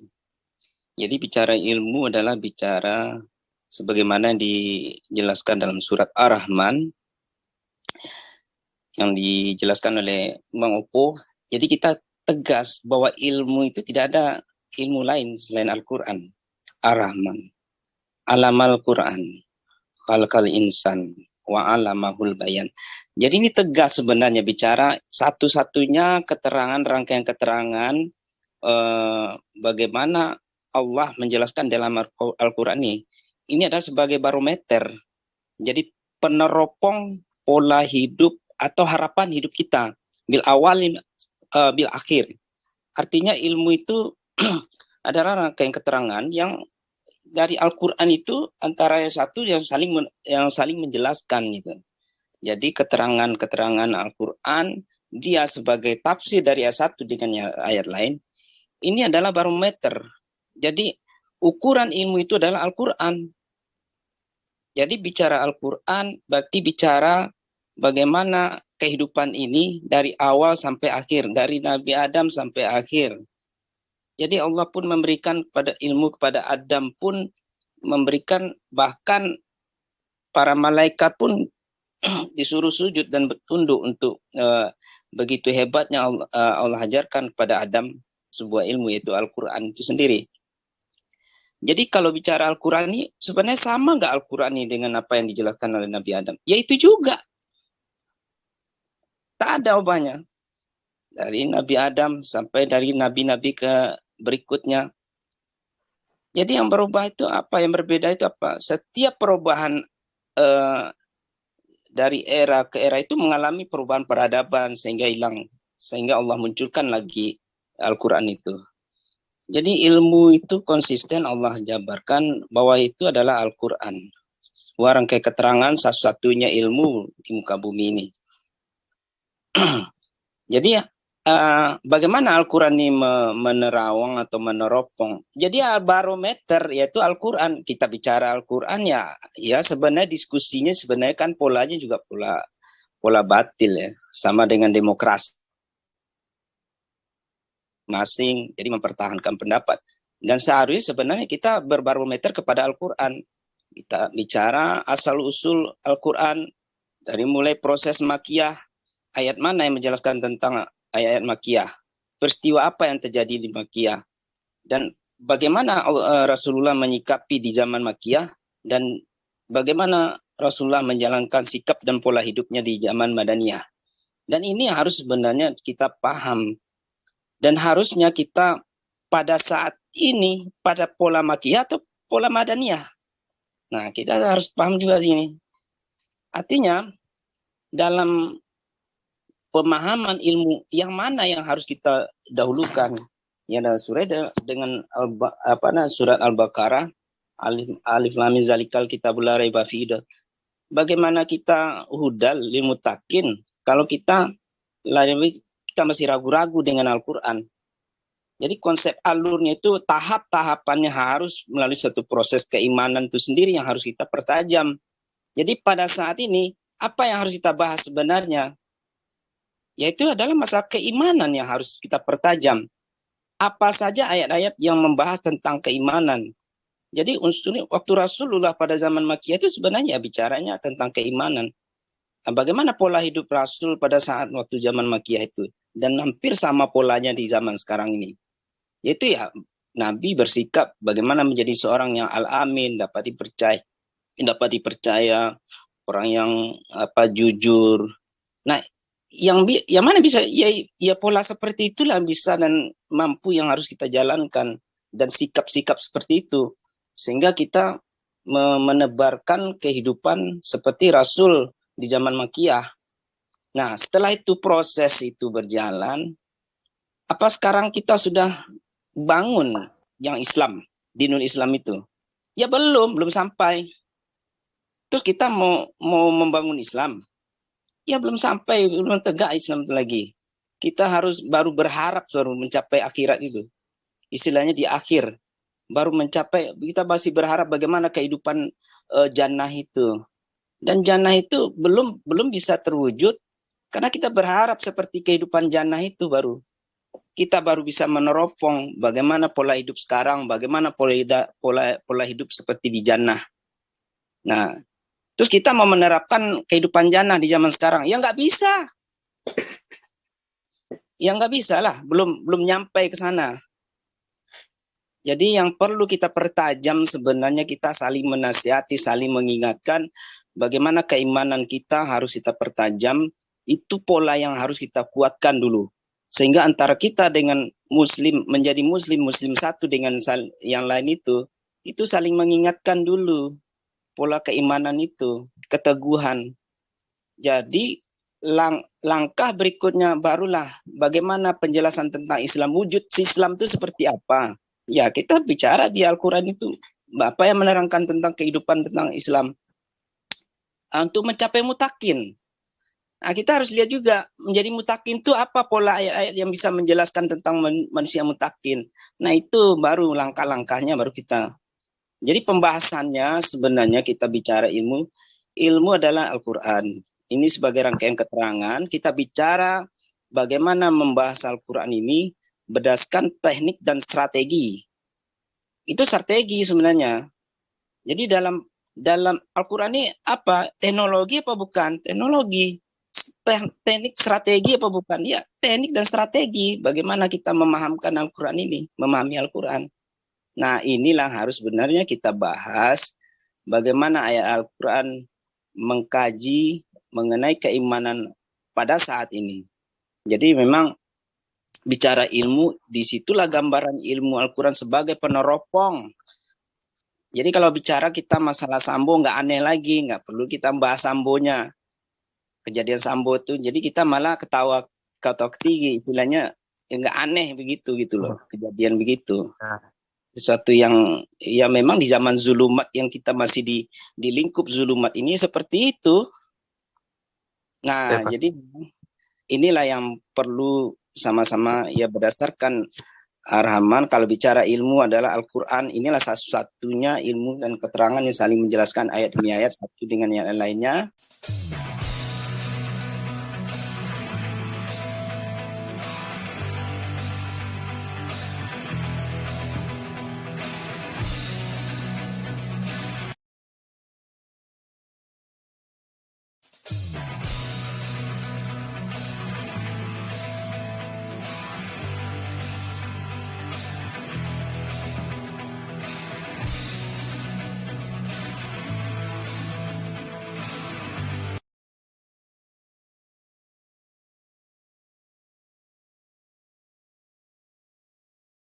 Yang perlu sama-sama ya berdasarkan Ar-Rahman. Kalau bicara ilmu adalah Al-Quran, inilah satu-satunya ilmu dan keterangan yang saling menjelaskan ayat demi ayat satu dengan yang lainnya. Dan kaitannya dengan bicara kiamah itu mungkin ilmu ya. Ya. Kalau bicara kiamat, kenapa saya kemarin mengeluarkan ide? Tadinya saya termunculkan apa sih yang terkait dengan kiamah ini? Bagaimana pandangan kita tentang kiamah? Apakah kita bisa meneropong kiamah itu? Seperti apa? Apakah bentuk kehancurankah? Ataukah bentuknya tegaknya dinul Islam? Nah, kita nggak bisa. Tapi memang saya berpikir, oh berarti kita belum mampu untuk membaca itu dulu. Sedang malaikat aja bertanya, tidak menjawab. Artinya memang belum sampai tahapan itu. Tetapi untuk tahapan kita meneropong kondisi seperti itu, hanya bisa kita mempelajari bagaimana kondisi di saat kiamah dan bagaimana kondisi di saat dinul Islam. Jadi mungkin itu yang gambaran ya kiamat. Kalau kiamat saya mungkin bertanya malah di sini bagaimana pendapat dari Bapak-bapak sekalian. Ya mungkin saya juga ingin bukan bertanya seolah-olah paham, tidak juga, tetapi ini adalah bagian dari bagaimana kita saling mendukung. Oh ya, berarti sama satu satu sepahaman. Mungkin kita jadi ingin tahu juga dari kawan-kawan semuanya di satu diskusi ini. Kalau dalam diskusi, kalau kita ini kan ibaratnya harus saling menguatkan, saling saling mengingatkan. Itu aja sebenarnya. Tapi kalau saling berdebat ya itu bukan diskusi, itu pola-pola batil sebenarnya. Mungkin itu saja Mas Ain. Karena saya memunculkan ini, mungkin bagaimana pandangan dari yang lainnya. Itu saja dulu Mas Ain. Oke, terima kasih Bang Indra. Nah, ini sudah bergeser ini. Karena tadi semua sudah menyampaikan tentang ilmu, sekarang kita geser pembahasan mengenai tentang kiamah. Tadi sudah disampaikan sedikit oleh Bang Indra. Monggo silahkan yang mau menanggapi tentang tema kiamah ya, bukan ilmu ya. Atau ke Bang Maulana dulu ini yang pertama tadi, tapi tentang kiamah ya Bang Maulana. Halo Bang Maulana.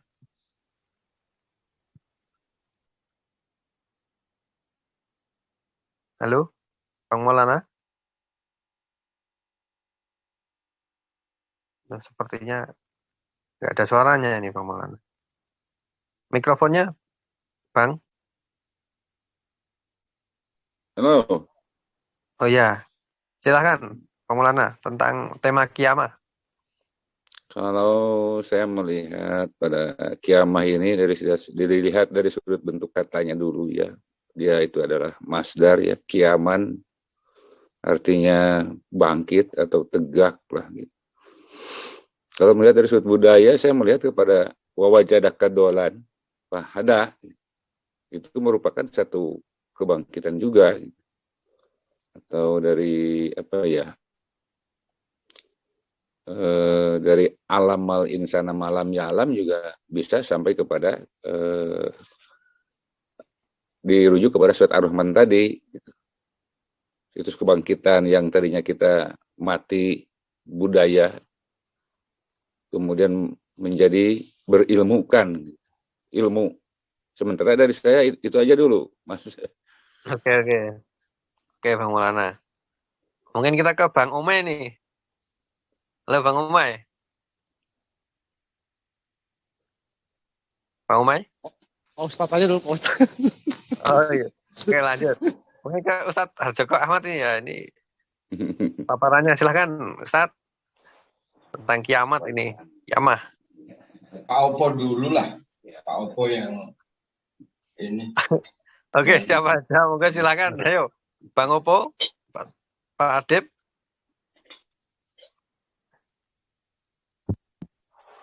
Halo.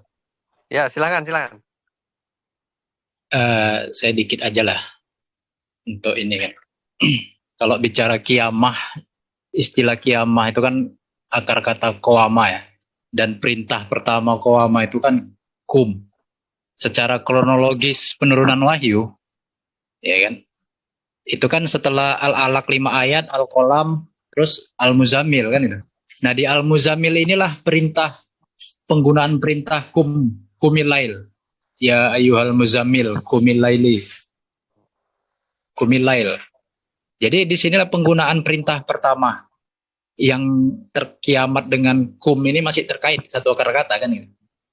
Jadi kalau perintahnya kum di situ bukan hanya diperintahkan secara zohir, bangkit bangun badannya gitu, tetapi juga yang terpenting adalah kesadarannya gitu, ya kan, dibangkitkan.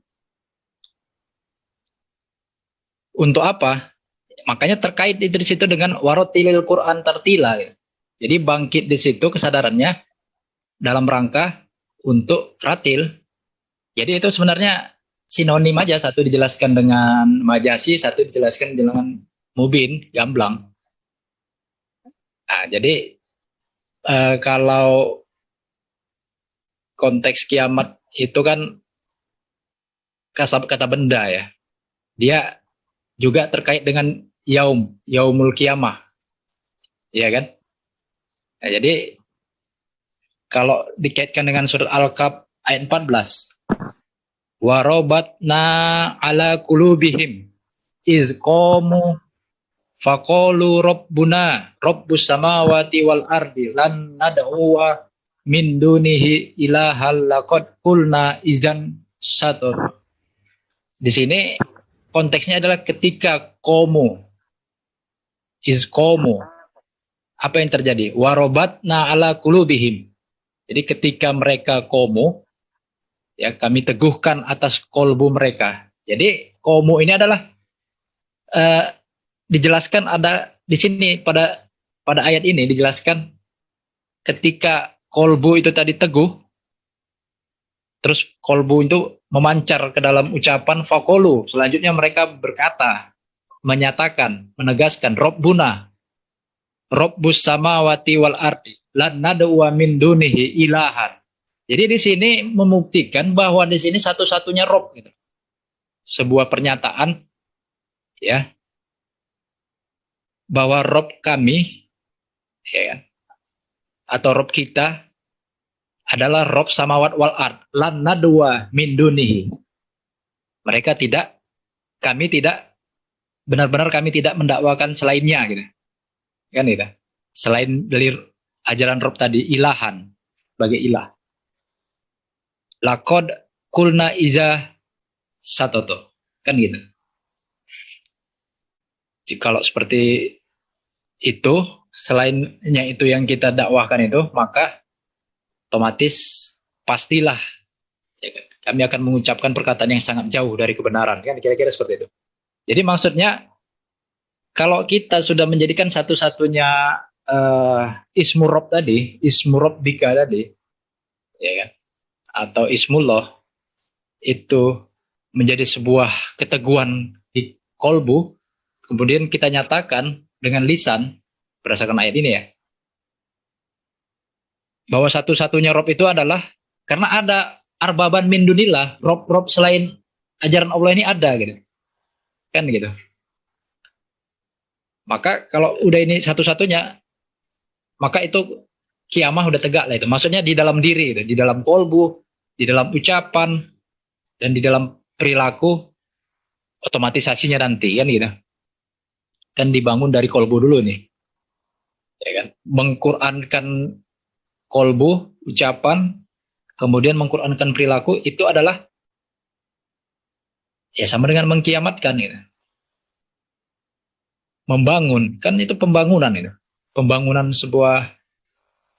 ilmu, masih ada kaitan dengan ilmu kan. Pembangunan ilmu, pembangunan hidup dengan Islam. Kan gitu. Dan itu adalah sebuah momentum gitu. Momentumnya malam hari. Nah, kaitkan dengan surat 17.1. Masih terkait itu kan. Persoalan asro. Jadi maksud saya, untuk sebagai pembuka itulah dulu sementara. Boleh ditanggapi lah ya. Terima kasih. Oke, terima kasih Bang Kepo. Mungkin ke Ustadz nih, Ustadz Joko Ahmad nih, menanggapi atau mau menyampaikan pandangannya, silakan. Ya, mungkin pandangannya, karena saya juga belajar gitu. Iya, tahu. Jadi menurut pemikiran saya yang saya baca beberapa ayat ya,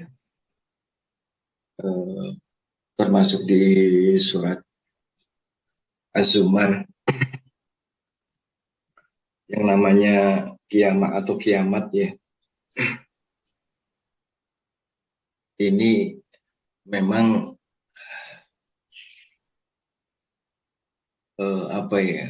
apakah itu alam semesta ini dihancurkan gitu kan, sudah tidak sesuai dimensi yang sekarang berjalan, dan di situ tuh di dalam surat Az-Zumar ini kan ada sangkakala ya, sangkakala ditiup, alam semesta makhluk baik di bumi maupun di langit ya.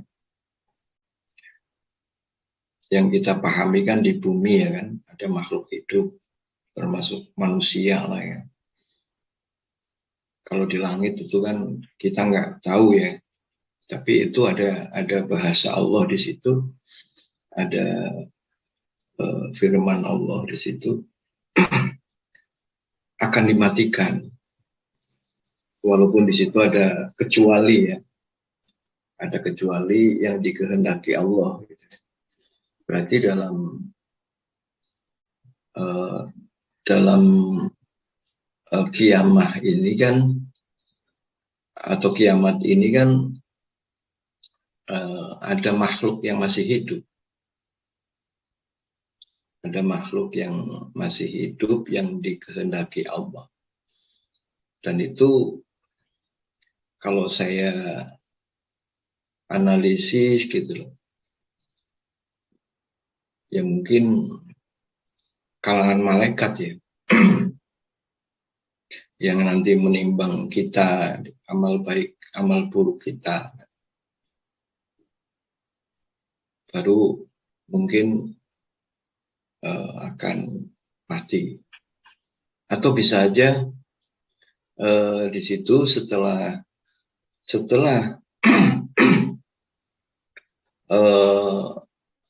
Allah Ta'ala manusia yang mengakui saat sekarang ini, yang mengakui tentang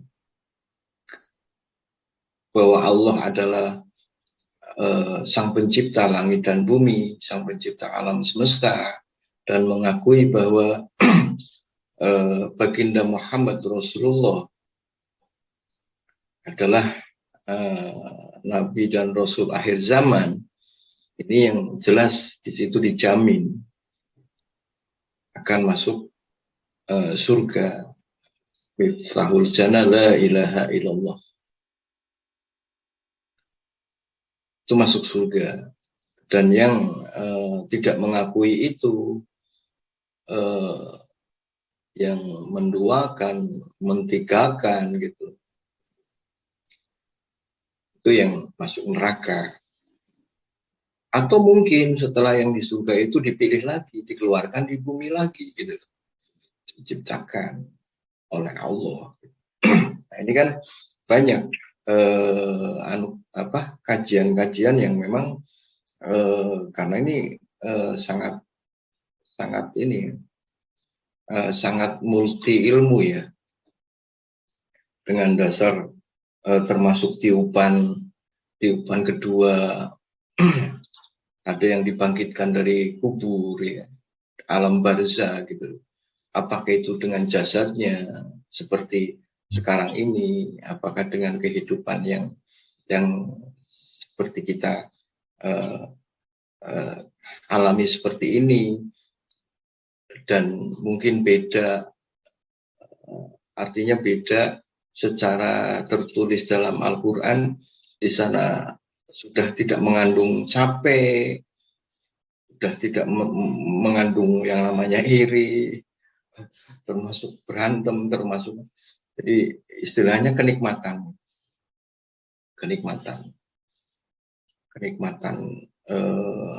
yang senikmat-nikmatnya yang diberikan oleh Allah. Dan inilah maksudnya banyak pemikiran yang tentunya harus ada fondasi yang kembali kepada la ilaha illallah Muhammadur Rasulullah. Gitu Pak Ain. Ya. Oke, Ustaz Joko Ahmad. Terima kasih perayaannya. Yang kita ke Bang Umay nih. Halo Bang Umay. Ya. Silakan Bang Umay. Kiamat. Iya. Kiamat itu kan salah katanya dari kiamat. Ya, artinya kan kebangkitan dalam hal apa? Kalau buat saya sih kebangkitan jiwa. Jiwa dalam hal apa? Dalam hal tahap kesadaran.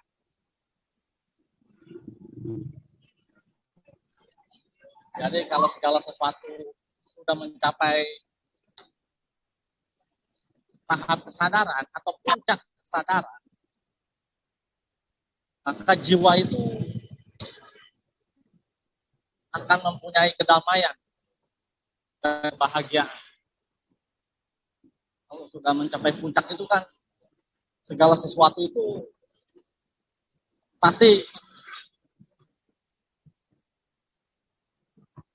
sudah ketemu lah. Apa sih istilahnya? Pokoknya segala sesuatu itu akan teratur dan terarah dengan semestinya gitu. Seperti itulah Bang Aim, susah bahasanya. Ya Bang Umay. Siap. Oke, terima kasih Bang Umay. Yang selanjutnya kita ke Pak Adib nih. Silakan Pak Adib. Oke. Sudah kembali ke rel ya. Temanya kiamat ya.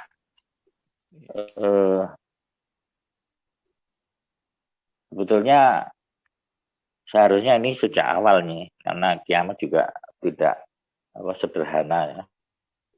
Dan saya melihat kata kiamat ini masih secara umum umat Islam di Indonesia, paling tidak yang saya ketahui, secara umum masih difahami sebagai hancur-hancuran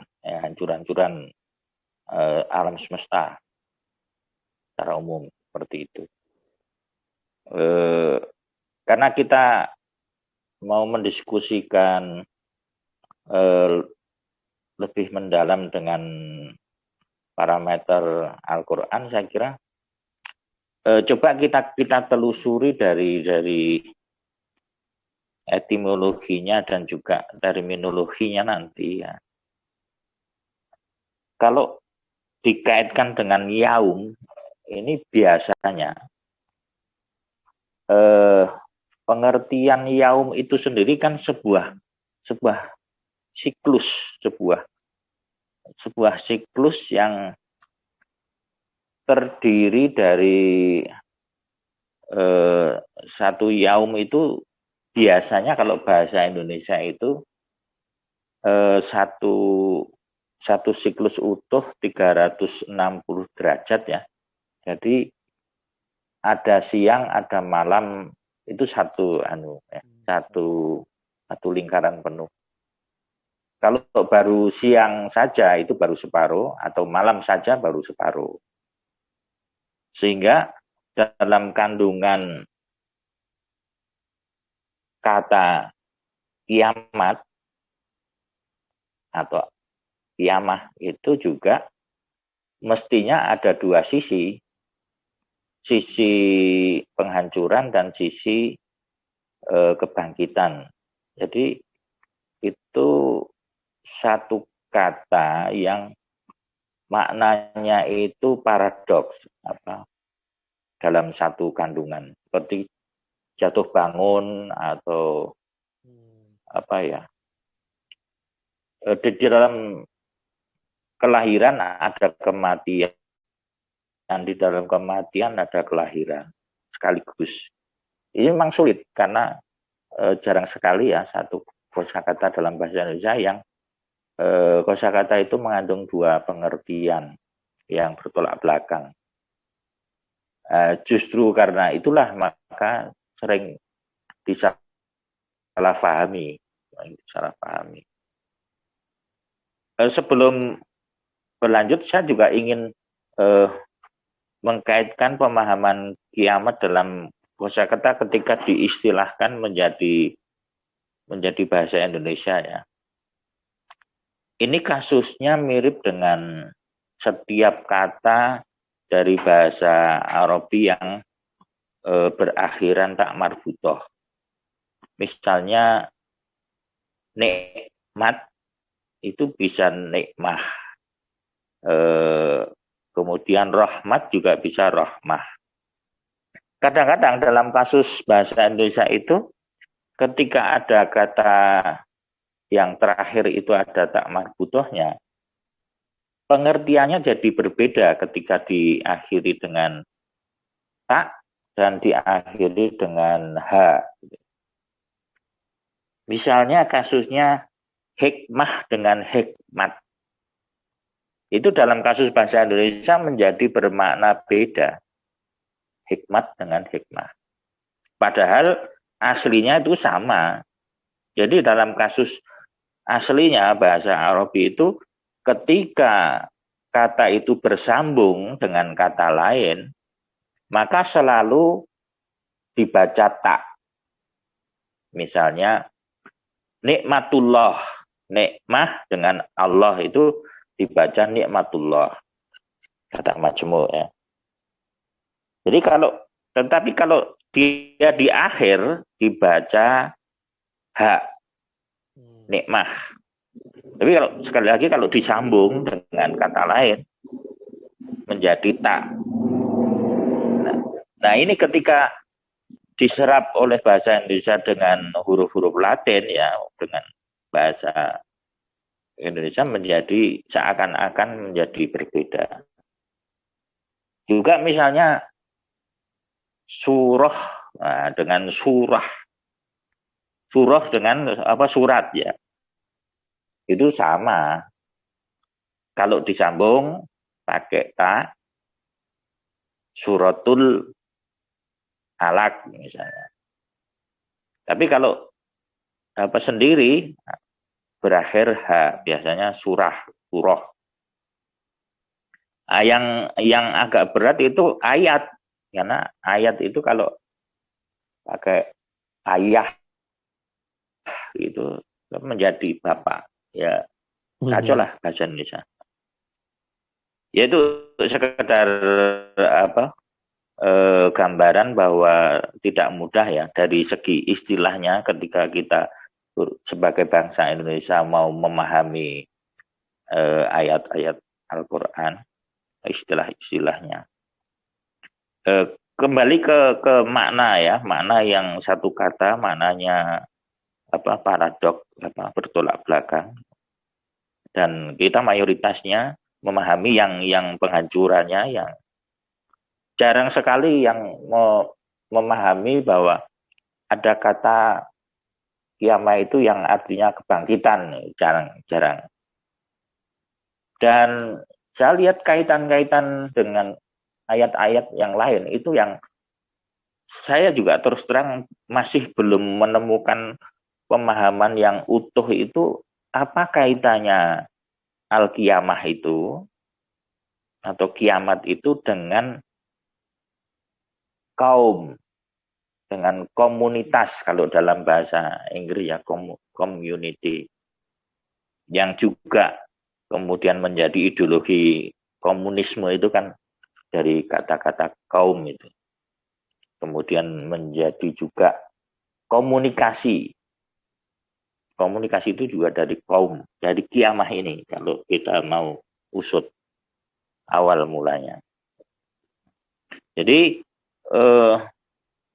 kalau kita bisa menemukan ini secara utuh dan holistik, kemudian nanti pada penerapannya itu ketika kontekstual dan kadang-kadang kita memahaminya parsial ini, kalau kita sudah memahami utuhnya, ini akan tidak masalah. Tetapi kalau kita belum memahami keutuhannya, pengertiannya, kemudian kaitan-kaitan dengan konteks yang lain, kemudian kita sudah terjebak pada parsial-parsial ayat. Ini kadang-kadang nyambungnya memang susah.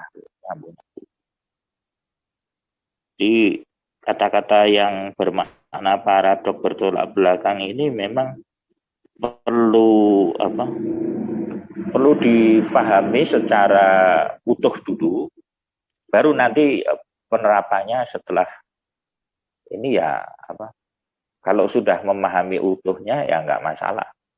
Mau dipahami secara parsial atau kontekstual nanti kan tergantung argumentasinya dan mau dirujuk kemana kaitan-kaitannya. Sekali lagi, kiamah ini bagi saya cukup berat memahaminya karena sudah terlanjur mayoritas kita itu apa yang dipahami oleh umat Islam secara umum itu kiamat dalam arti hancur-hancuran, yaitu ada yang berteori itu kiamat kubro gitu. Kiamat kubro itu. Dan kemudian ceritanya kalau sudah bercerita tentang kiamat kubro ini nanti masalah alam akhirat yang dipahami secara begitu. Kemudian jannah dalam arti surga, neraka dan sebagainya itu nanti kemudian muncullah itu. Bahkan kemudian istilah siratal mustaqim pun munculnya di situ. Wah, ini nanti adanya setelah kiamat ini. Padahal siratal mustaqim yang di Al-Fatihah itu kalau menurut pemahaman saya kan nggak ada hubungannya dengan terjadinya kiamat yang kubro yang seperti itu. Tapi justru hada siratal mustaqim itu dalam beberapa ayat itu hada itu sekarang, hari ini, dan kontekstual saat ini. Saya kira untuk sekedar anulah ini apa, bakar-bakar sate biar anget. Saya belum, terus terang secara pribadi belum memahami kiamat dalam arti utuh dengan kaitan-kaitan seperti komunitas atau masyarakat, atau bahkan tadi kira-kira ada bahasa Latin yang populer di apa namanya? Tadi kan ada yang Bang Omah atau siapa yang puncak apa kebangkitan jiwa itu. Ini saya membayangkan jangan-jangan ini ada hubungannya dengan kalau di tingkat akademik keserjanaan itu cum laude cum tadi kan ada kumilail ya. Tapi ini otak saya nggak ngerti ya, itu bahasa Latin kan. Cum. Monggo, mungkin Harjoko, monggo. Terima kasih Pak Dep. Mungkin ada yang mau menanggapi atau menambahkan pandangannya, karena semua sudah menyampaikan tadi. Silakan bagi yang mau menyampaikan.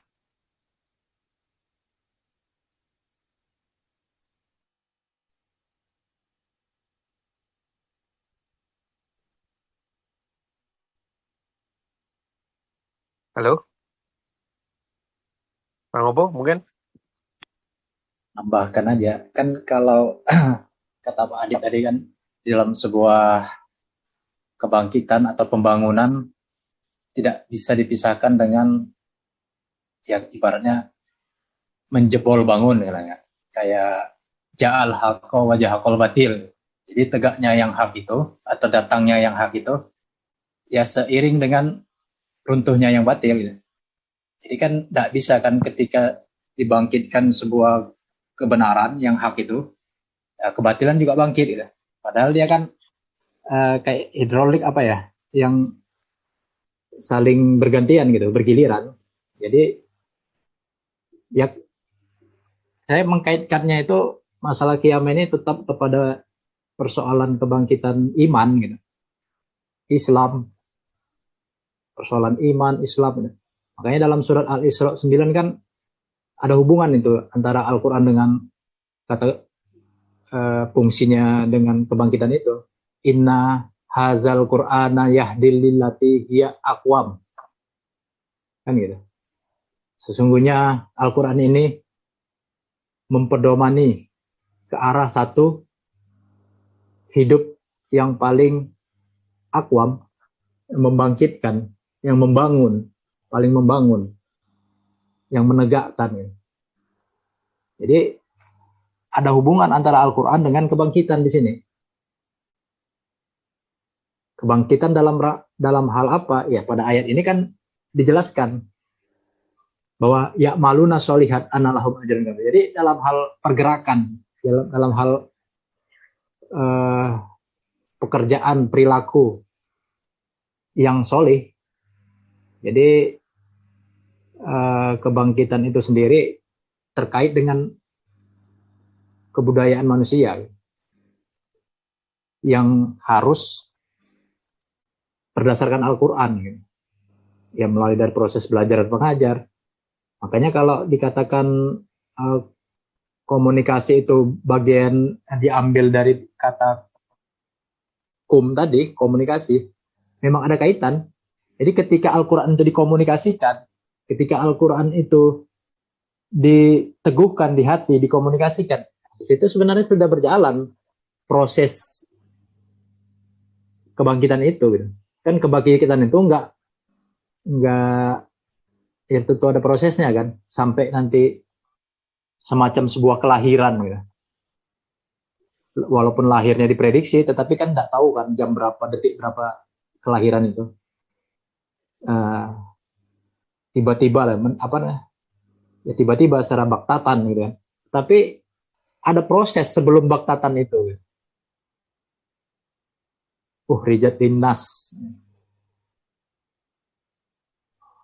Khairu umat, sebaik-baik umat ya kan, yang dilahirkan itu kaum ya, kaum beriman itu yang dilahirkan dari sebuah kebangkitan itu memang kebaktatan ya. Begitu itu lahir, yang mubtilun tadi, orang-orang yang mubtilun tadi itu ya turun panggung istilahnya kan bergiliran itu dalam peradaban ini, antara yang hak dan yang batil itu kan pelakunya bergiliran ya, tetap satu paket antara pembangunan dan kehancuran itu. Ketika maksudnya bukan kehancuran ya pengerusakan apa ya, kalau sel-sel aja kan, kalau sel itu yang rusak itu berganti dengan yang baru kan bergantian itu, seperti sel-sel itu. Jadi saya melihatnya memang ada satu siklus yang bergantian gitu. Ya ketika datang di lokasi kita ini terang, tentu dia mengusir gelap gitu.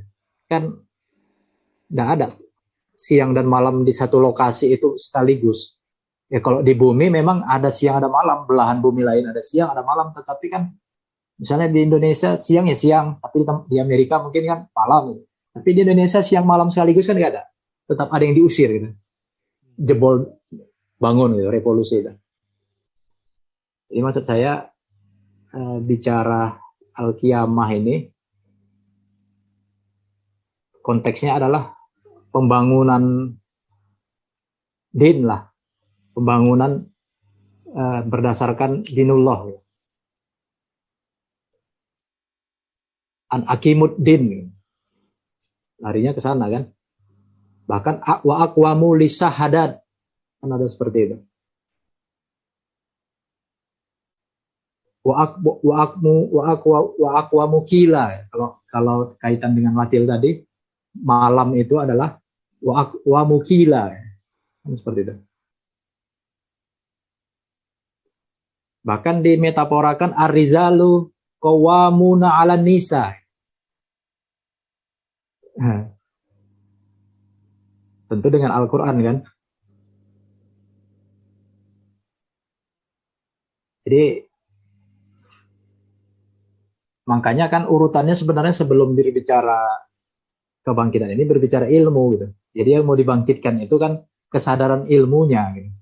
Kesadaran ilmu itu yang dari Lauhul Mahfuz tadi bangkit ke dalam kolbu gitu.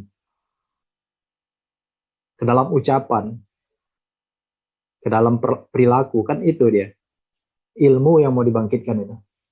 Kesadaran ilmu yang mau dibangkitkan, yang mau ditegakkan. Makanya terkait dengan sholat, kan sholat itu kan sebagai sebuah apa ya, internalisasi, teknik internalisasi atau Quranisasi Quran, ya Quranisasi diri gitu, atau internalisasi Quran ke dalam diri gitu.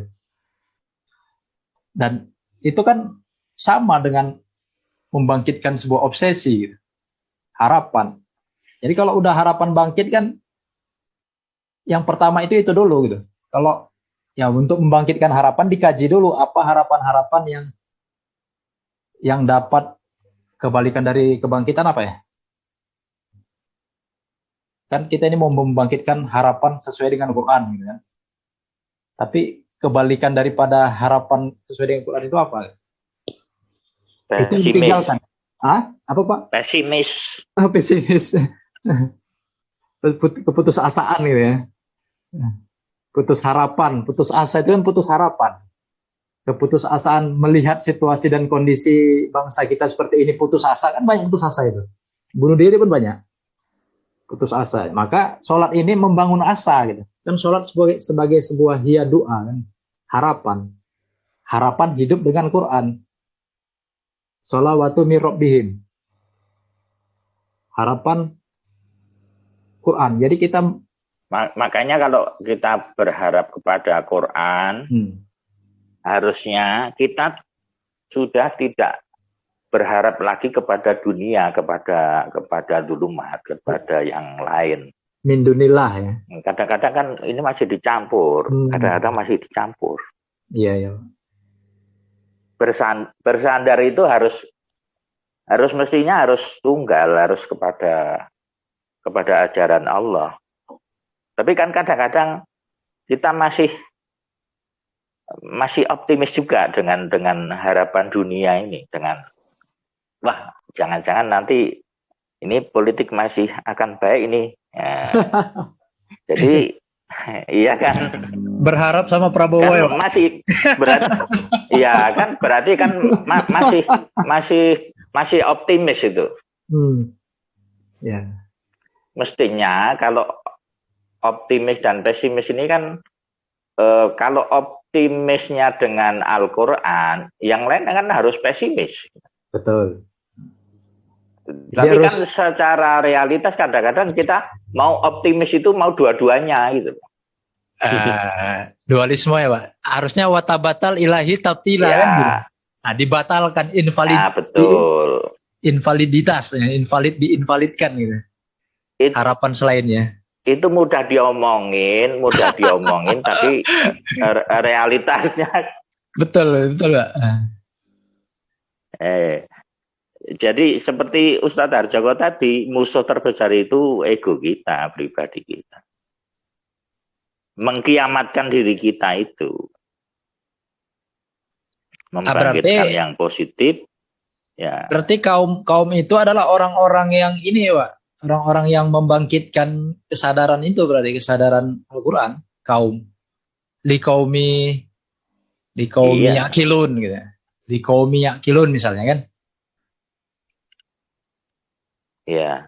Kalau kaitannya dengan kalau sudah kiamat.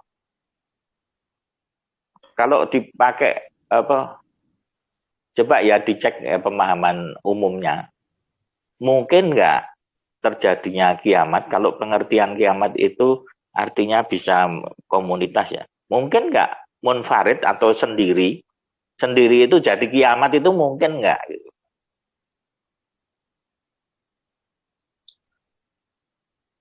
Kalau akhirnya kiamat itu mestinya kan bareng-bareng, mestinya komunitas.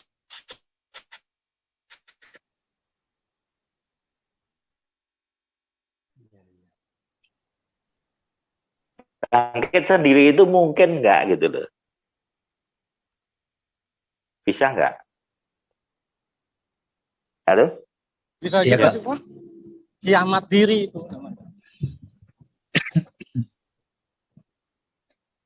Semua berawal dari sendiri, nanti dia berlanjut menjadi membentuk komunitas kan. Iya, maksudnya sendiri itu contohnya gimana? Contohnya kiamat sendiri itu misalnya apa gitu? Bang Umay jawab Bang Umay. Ya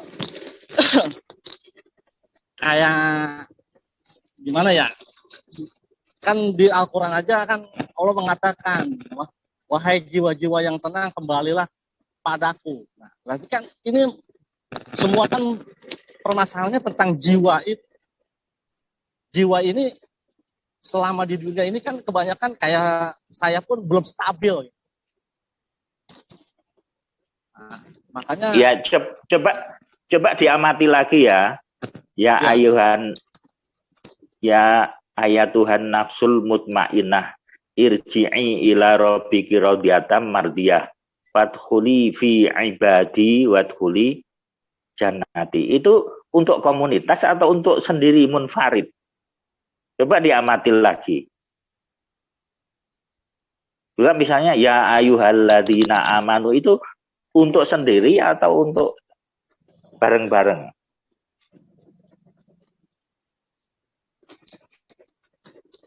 yang ayuhal lagi ya. Nah, aman. Iya. Orang-orang kan.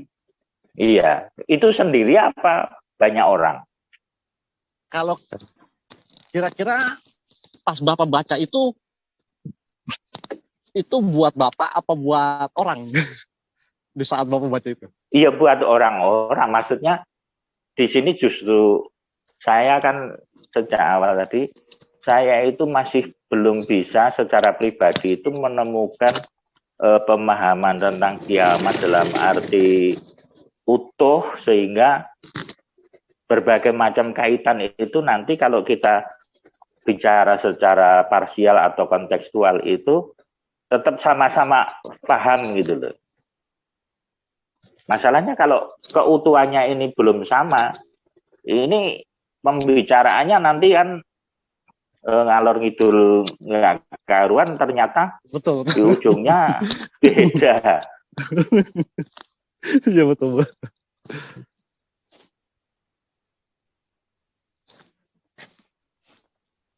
Coba Pak Ustadz. Secara apa ya? Kayaknya secara pribadi kayaknya mungkin kita itu bisa mengkiamatkan diri pribadi gitu ya. Ya kayaknya gitu loh. Tapi secara realitas kan sebetulnya tidak mungkin. Artinya begini. Sejak awal manusia atau semua ciptaan sebetulnya, tapi dalam konteks kita manusia lahir atau nanti manusia mati secara fisik, itu kan ada pihak lain, yaitu Allah sendiri. Allah yang menentukan. Bahkan kita nggak andil. Sehingga nanti kalau pun kita itu berusaha mengkiamatkan diri kita untuk membangkitkan nur dalam pribadi kita, kan harus pertanyaannya paling tidak dengan Allah, dengan ajarannya kan berperan di situ. Tapi ini kayak apa ya? Misalnya pendidikan sekarang, semua orang harus memiliki jati diri yang lain. Ini kan secara tidak langsung, tidak sadar, ini kan menyembelih Nabi Muhammad sebagai uswatun hasanah. Seolah-olah manusia itu bisa menjadi dirinya sendiri, mencari jati diri dan sebagainya, bla bla bla bla bla. Loh, terus mengutus Muhammad sebagai uswatun hasanah ini untuk apa? Kalau masing-masing orang itu bisa menjadi dirinya sendiri, termasuk ketika kiamat, apakah bisa kiamat itu dirinya sendiri? Ya, biar anget ya, coba ditanggapi.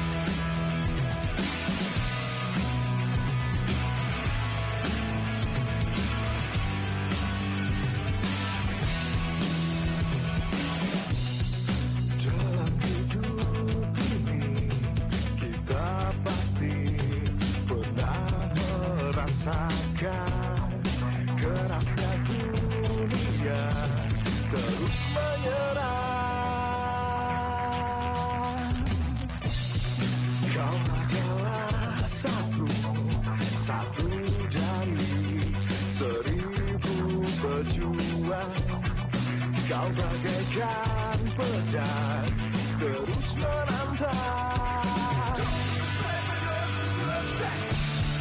Majulah kau berjuang, Indonesia pasti menang.